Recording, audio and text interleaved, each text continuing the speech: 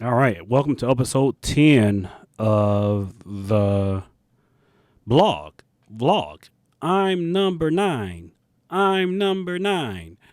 All right.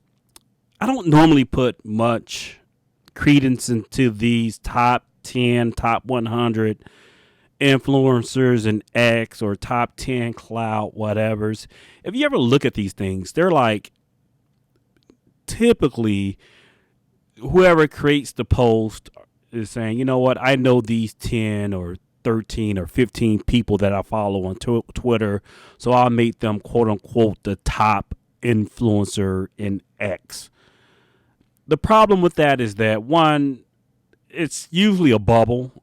Some guy or gal just happened to have a Twitter list and they made that Twitter list a blog post. They publish it, uh, tag a bunch of the people that they named in the post, and then voila, it's a thing. People, it's one of those things that's is famous for the case of being or it's for the sake of being famous. And I typically don't pay much attention to them, probably because I've never really been on one. This company just released it's an Onalytica, never heard of them. Released a 100 top cloud influencers list. They sell basically software to influence marketers, to people who basically pay me or invite me to events, etc. Flip my, they pay my way to these things that I attend throughout the year. Some of the names that you expect to be on there: Corey Quinn of AWS fame. Stu Miniman is on the list. Joe Peterson, John Furrier, people that I expect to be on the list. There's a couple in the top 10: Adele Al Saleh and Michael Pollan, that I hadn't interacted with. And I think this is the problem with these lists. I'm not going to know everybody in the industry. I'm just a guy. And these lists are really, really difficult to do because what's the criteria of a influencer? I noticed that Pumela Schmidt, Sonia Cuff, both work for Microsoft, aren't on the list.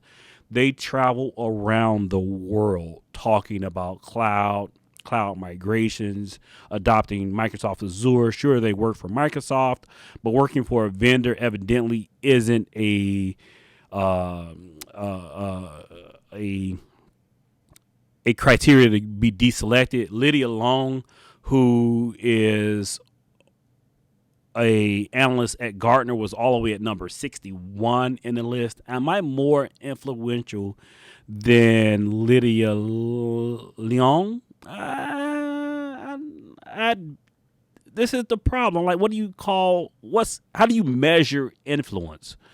So I'm pretty proud to be 9 on the list. I'm pretty happy to be mentioned within these names.